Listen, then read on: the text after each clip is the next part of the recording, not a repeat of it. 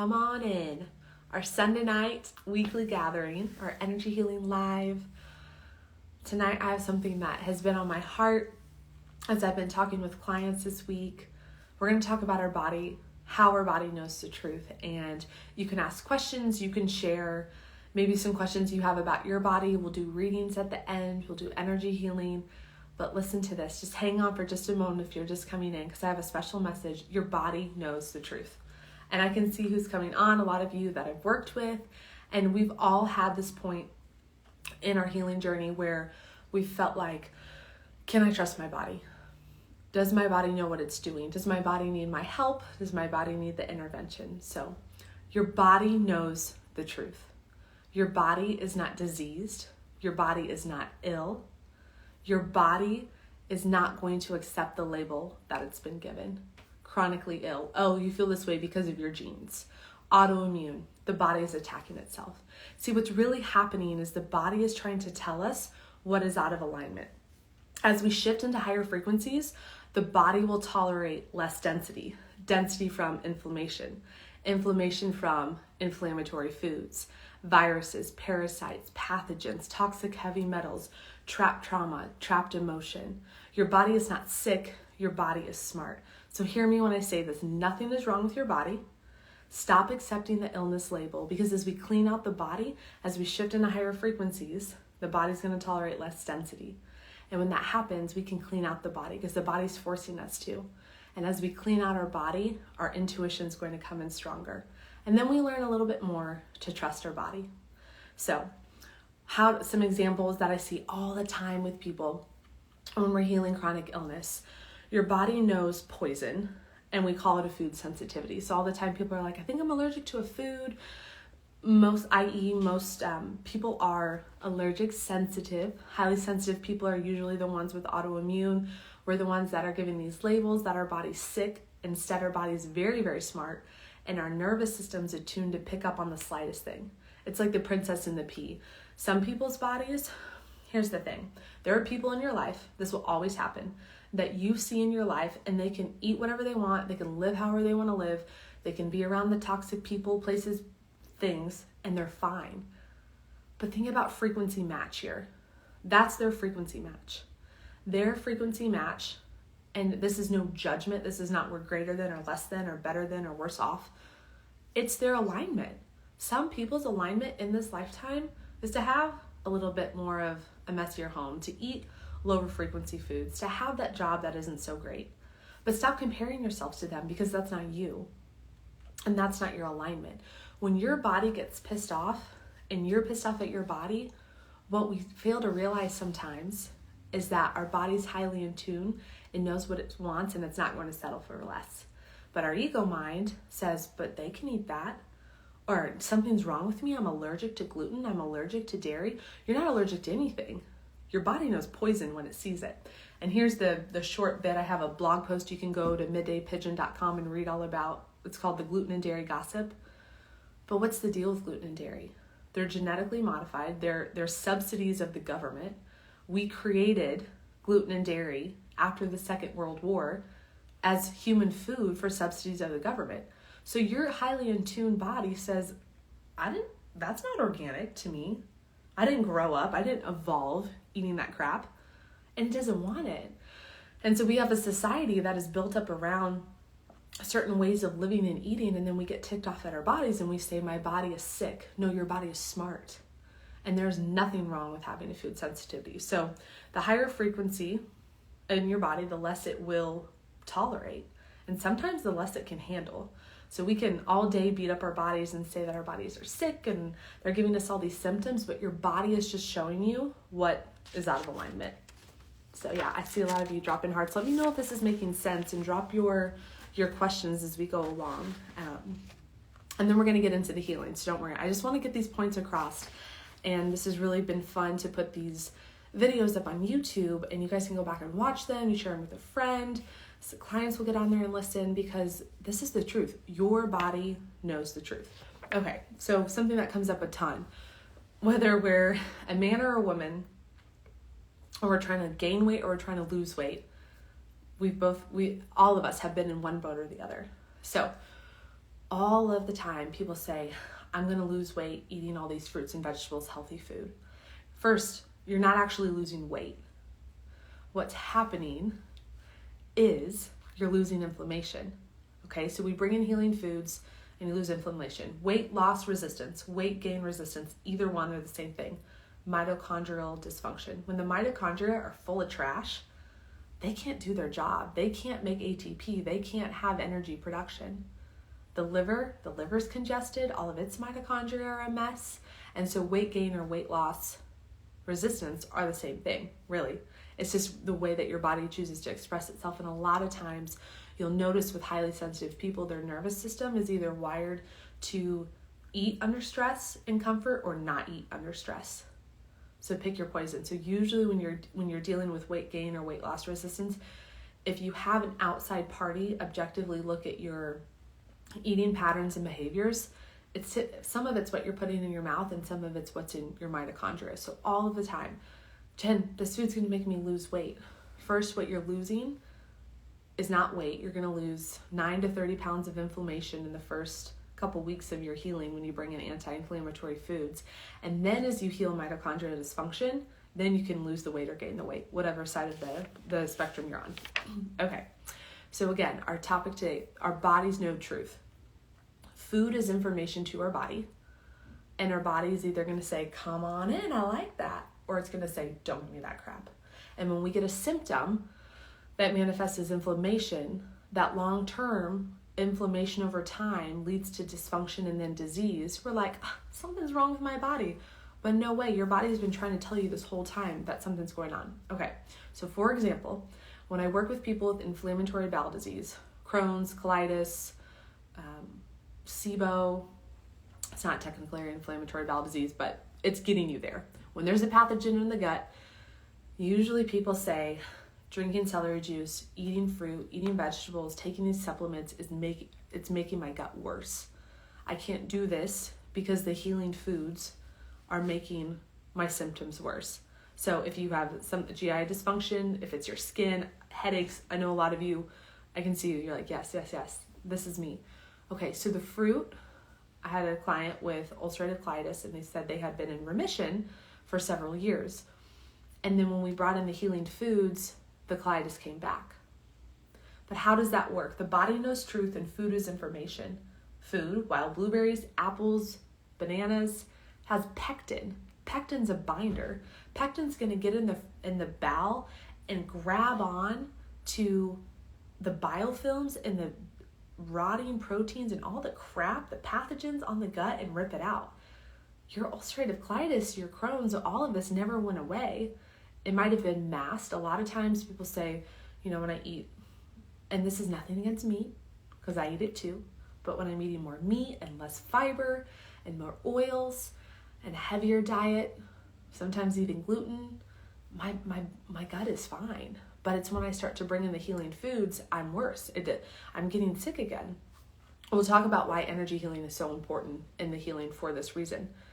But what's really happening is fruit is healing information, and it's ripping up that crap in the gut, and then it says, looky there, the colitis was always here, and then it's flushing it out. So if you're starting a healing journey and you're getting worse before you get better, under proper guidance, that's what's happening. Sometimes we bring in like one healing food, and then we're still eating all the other garbage. This happens all of the time, and we blame the healing food. We're like, oh, it's that lemon water, it's the smoothie, it's the celery juice, when we're like, no, it's probably the cheese pizza you ate last night. Because again, there's no shame in this. When we make that connection to my body is not sick, my body is smart, shame goes out the window. Because we say, oh my gosh, there's no shame and there's no bad foods. My body, super smart, knows the truth and is not going to let me eat that, at least right now, right? Okay, so one more case that's come up that a lot of people ask questions about when dealing with something. Okay, so my dad, he's the perfect example. Parkinson's, dementia, anything neurological, they're like, oh, my balance is off, or I'm falling more, I'm weaker before I get stronger. What's happening? Oh, we need more protein, we need more. One, you probably need more calories, because when we're eating healing foods, our calorie intake is going to be lower. I mean, just before I got on this, I had a whole papaya and honey for a meal.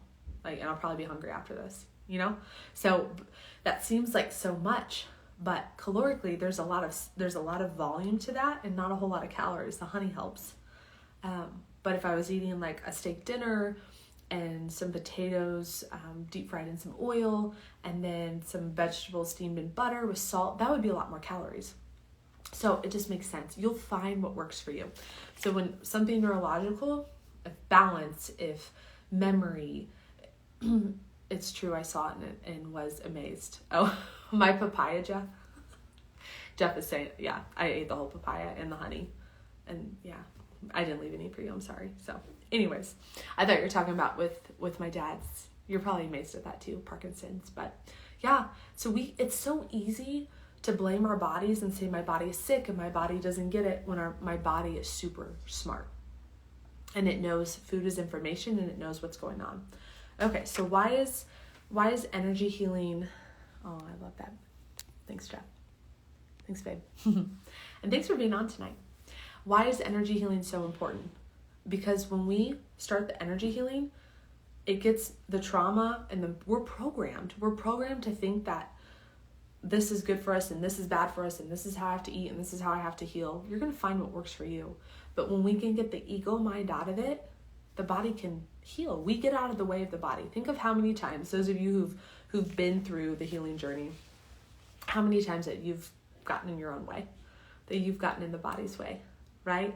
So energy healing allows us to remove the programming, remove the trauma, and just be in our bodies. And feel and trust and know. I promise you, if you feel like, or if you feel like you keep approaching a healing journey and it's never the right time, that's your nervous system identifying with pain, suffering, illness as its safe place. Getting well is a threat, right?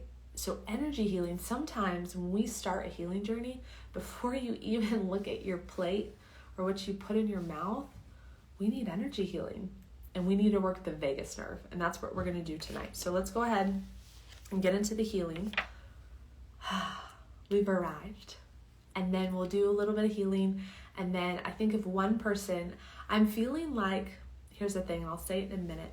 I'm feeling someone new who's never been on before, clearing my throat, truth, has been wanting to come on and have the group read for them, have me do an intuitive reading, a medical intuitive reading, and help guide them. So if that's you, if you're like, oh my gosh, she sees me, just go ahead and click request to join. And then we'll wrap arms around you and I'll bring it up later. So you have a little bit of time. Maybe this vagus nerve, parasympathetic, stress relieving practice will help you be like, oh, I think I want to do it. And I promise you, like, people watch these, but no one who judges watches these replays or is even on here, right? So that's what I have to tell myself before I come on and do this with the community. I'm like, no one who's going to judge would take the time to watch this. So you're safe. Cool. Okay, I see you. Yep, I'll bring you on. Thank you for that. All right, so let's do some vagus nerve healing.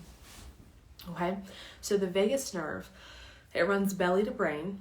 And when it loses tone, we can get all sorts of symptoms. So digestion, high heart rate, swallowing, nervous system, headaches. The vagus nerve, if you Google functions of the vagus nerve, you'll be reading the list the rest of the night. But the most important thing is to keep our vagus nerve intact. So you can sing, you can hum, you can you can gargle, or you can do these exercises. And I recommend doing all of them. And any inflammation in the body, so anxiety is really big with the vagus nerve. If you struggle with anxiety, it's two things are happening. Either the vagus nerve, it's like a guitar string, it's like tight, right? Belly to brain, it runs through the back of the brain. When it's tight, not too tight, but when it's tight, it's good. When it's strung way too tight like a guitar string, or it's like limpy like a guitar string, think about your body can't play music. So if you're having anxiety, first step is to think about the vagus nerve. Tone, too tight or not tight enough. Second thing is something inflaming it.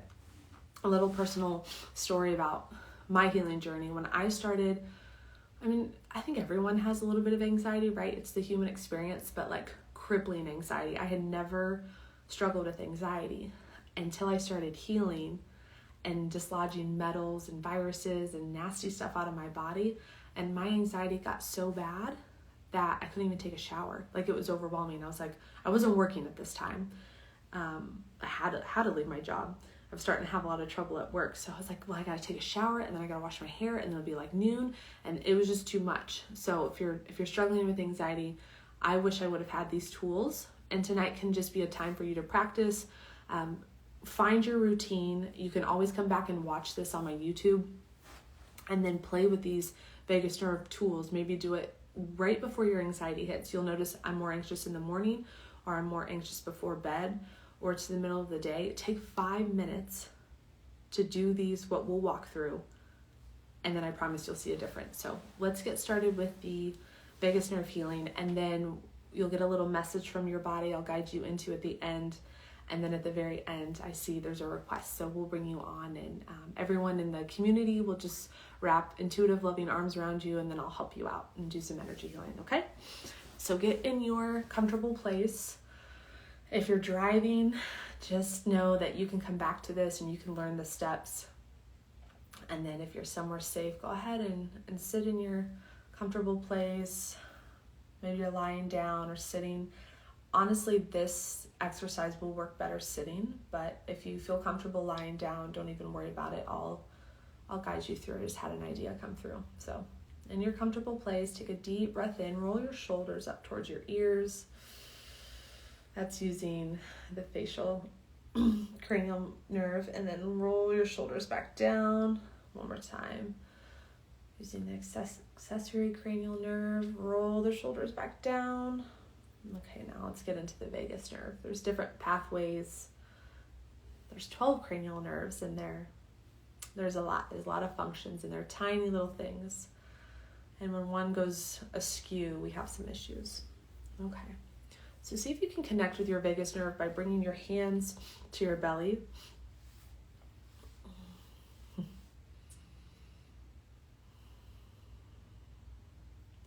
So this is the innervation of the vagus nerve.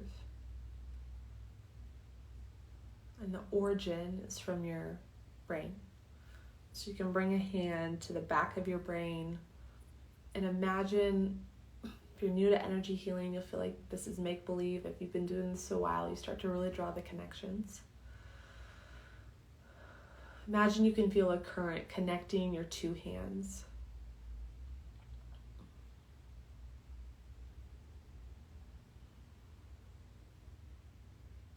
See if you can gather any information about the state of your vagus nerve. So I'm actually seeing, in full transparency, that mine can be a little loose.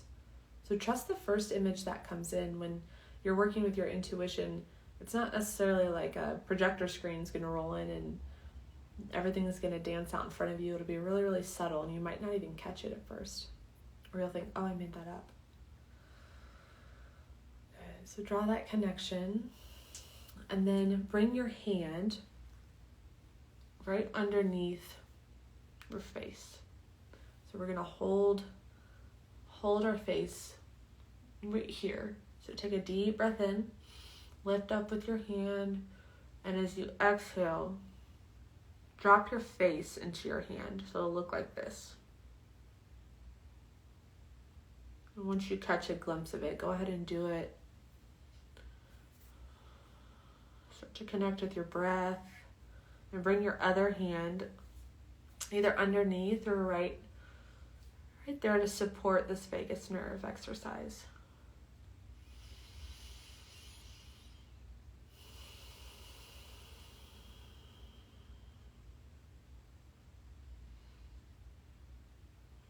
Just let your face be cradled in your hand.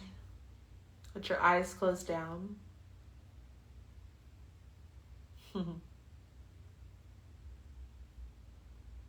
Some of you may think, it's not working, my anxiety is not going away. It will. No one's anxiety is too strong for healing. I'm going to remove my hand, but keep yourself there. Take a deep breath in, press up a little bit more firm. And as you exhale, let your head fall heavier into your hand. Good. 3 more deep breaths here. If you're lying down, sorry, I kind of forgot about you. Roll on your side and then just let your face fall into your hand. Like one arm underneath the pillow and then your hand supporting your face up. And 1 more deep breath.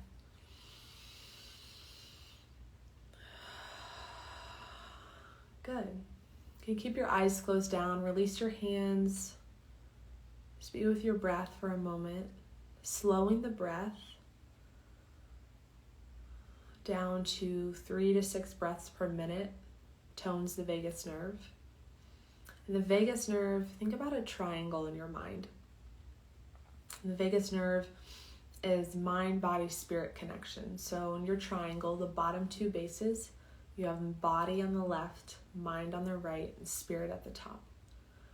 So besides foods and heavy metals, there's other things that can affect the vagus nerve. And from an energy medicine perspective, it's when we're out of spiritual alignment.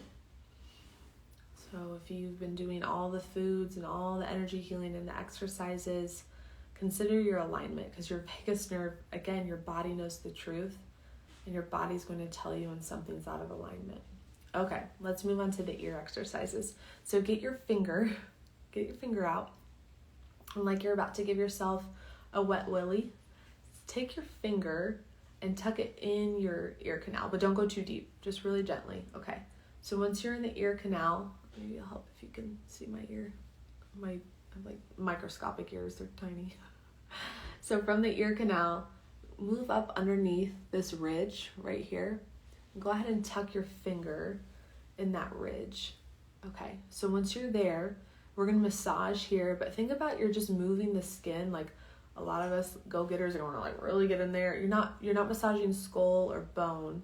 Just let your eyes close down and go 3 circles one direction. Just move, think about really moving the skin. The vagus nerve, cranial nerves are so tiny. They're like a string. And so it doesn't take a lot to work with them, which is really nice. Okay, go the other direction. Just a couple more circles in whatever direction you feel your body is asking for. Good. Take your finger out, shake it out, and then move your hand. Your fingernail is going to go behind your ear. So find that bone that's right behind your ear and take a deep breath in and imagine an arrow going up on your skull, and you're just pulling the skin up and behind you. And exhale, pull the skin down. You can giggle if you feel silly. Inhale, lift the finger up. Exhale, let the finger come down. Keep going. Inhale, ride the finger up on this bone. So if you're wondering how this little, simple, barely noticeable exercise can begin to work with your vagus nerve, think about the highly sensitive person you are. You wouldn't be anxious. You wouldn't be interested in coming on this energy healing thing. None of this would even speak to you if you weren't highly sensitive, if you didn't feel and perceive energy. If something like this, being highly sensitive, it's a challenge because little tiny things can set you off. But little tiny things can help you heal. Okay, one more. Exhale to bring the finger back down behind your ear, shake it out. Okay, now we're going to move to the other side. So, wet willy, if you're just coming on, just start with this side. You can catch the other side later. Get your finger in your ear. Now move underneath that ridge and start to give gentle circles.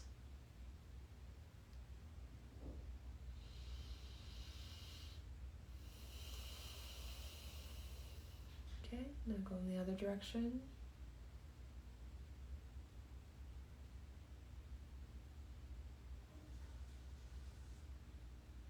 Couple more here. Find whatever feels good. Got an ear itch, you can take care of it.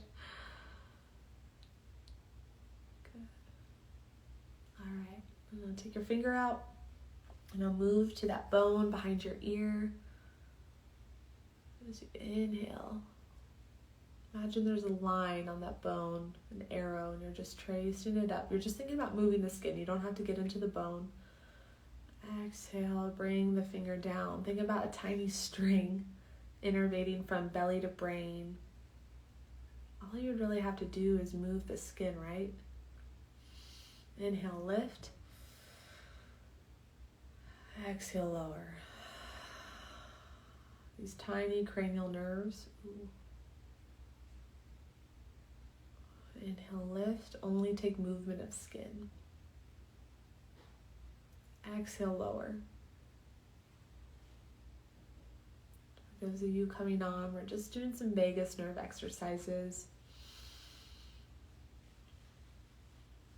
Anxiety nerve, the mind-body connection, good. Drop your hand. Close your eyes back down if you haven't. Start to connect with your breath. Maybe bring your right hand to belly, left hand behind your head. Imagine that energetic connection that is your vagus nerve again. What does it look like? Imagining a good tar string being super tight, super loose, or just right. Good. You can bring your hands back in your lap or connect it to your belly, whatever makes you feel good. We're going to work with the breath. So take a deep belly breath in.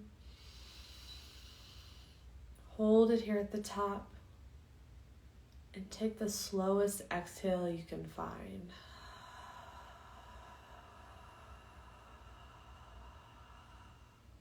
Pause on the empty exhale. Another deep breath in. Pause at the top. And then the slowest exhale you can find. So this is working with the vagus nerve. Keep going on your exhale. And then pause when you get to the bottom of your exhale. And another breath in. So the inhale can be a little bit quicker. Hold it, pause for just a moment, and then see if you can increase the time of your exhale. Ready, go. So think about you're letting air out of an inflated balloon, and you're just, as you exhale, giving just a tiny little bit of escape room for that air. Slowing it down, feeling it quieter, good. When you get to the bottom of your exhale, go ahead and pause for just a moment.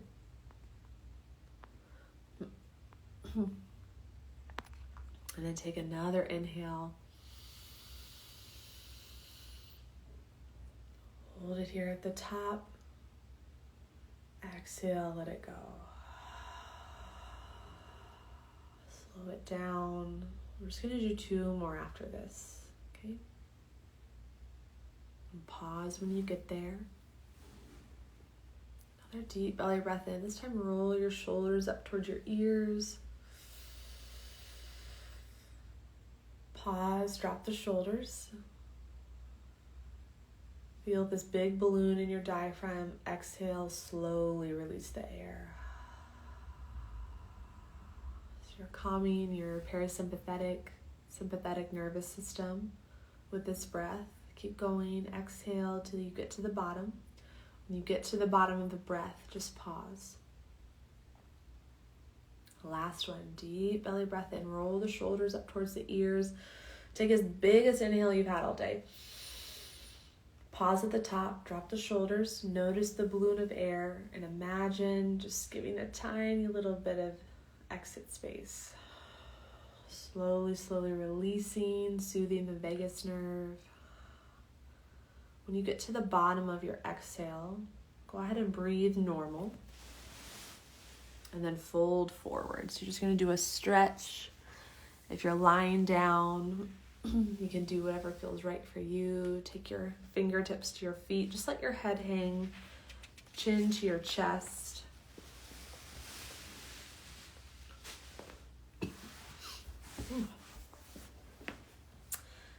On your next inhale, come on back up. Good. So check in with your body.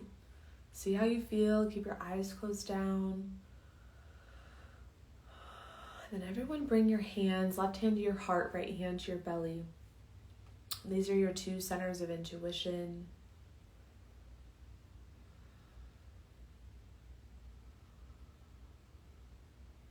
Your body knows truth. Feeling your heartbeat in your left hand, the energy field of your sacral energy center in your right hand. My body knows the truth. Listen in to what your body wants to show you or tell you tonight.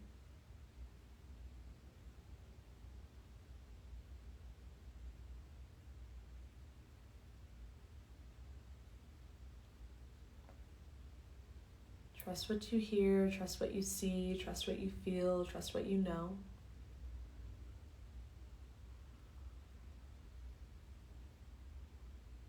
Lean into this.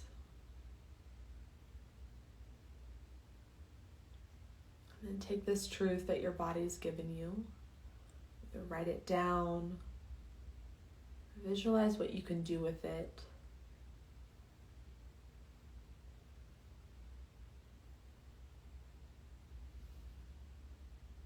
How your day, how your week, how your world can look a little bit different now. Good. Take a deep breath in. Reach your arms up overhead. Big stretch. Okay. Come on back.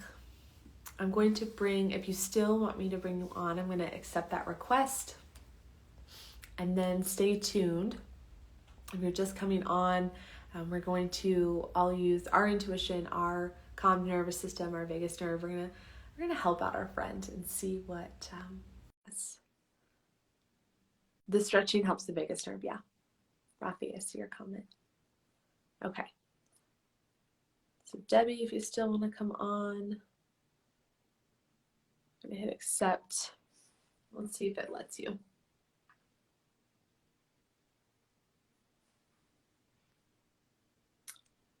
Maybe send a comment, Debbie, if you're trying to connect. I have your request from earlier, and I don't see that I can bring you on. Yeah, so beyond breathing and the exercises that we did, yoga, stretching, humming, singing, chanting Om. Om's a really popular hum or chant in yoga, so Om. But that's toning the vagus nerve. So whether you do it for the vagus nerve practice or for the spiritual part, it's really going to help you to calm that vagus nerve. Okay. I don't see that it's letting us. Okay. If you're feeling good, then we're in a good place. If anyone else needs some support tonight, go ahead and send a request to join. And if not, I'll leave you here with your vagus nerve tools, and we'll be back next week. So every Sunday, 7 p.m., invite your friends, tell people to come gather in this community. We have some really exciting things coming up. So if you're in Kansas City, you can always come by my yoga and energy healing class at Breathe Yoga, Mondays at 6, Sundays at 11. We have a community meal this Thursday at Enjoy Pure Food. If you are virtual, you're distant, you're not in the area, keep coming to these lives, keep coming to this community. We're going to have an energy healing training coming up. Likely end of summer, beginning of fall is what I'm getting to build it actually in Virgo and then offer it in Libra. It's coming a little bit later than I expected, but then you can be certified through this energy healing process. And we just do little bits of energy healing here. But if you've never had a session, then what that looks like is imagine what we do here, and then we take it and we go really, really deep into your subconscious and your intuition. So if you've had a private session with me, you'll have to let us know. Yes, and the dudes are coming on Thursday to the community meal. So if you can come. But yes, so energy healing helps you go a little bit deeper with your intuition, your subconscious, remove blocks and barriers. Again, super important on our healing journey, because we're thinking like, oh my gosh, some of these foods are tearing my gut up, and I'm supposed to be eating the healing foods, but it's making me worse. And why is that? Our body knows the truth, and energy healing can help get the ego mind and the fears out of the way so that we can do the work. Alrighty. Well, I will leave any readings for next week. We actually went pretty good on time. So if you have something that you want the group to read for, go ahead and bring it next week. You can always send a message. This is really important. You can always send an anonymous message. And I'm thinking this is might be what's coming up for one person. Send me a message and say I'd like the group to touch on this, and we'll tap in for you, and then we'll give it, and then you can watch it in the live, on the replay. You can comment, you can not comment. So we're here to support one another. We're here to help one another heal. And I am excited to see you guys next week, same time, same place.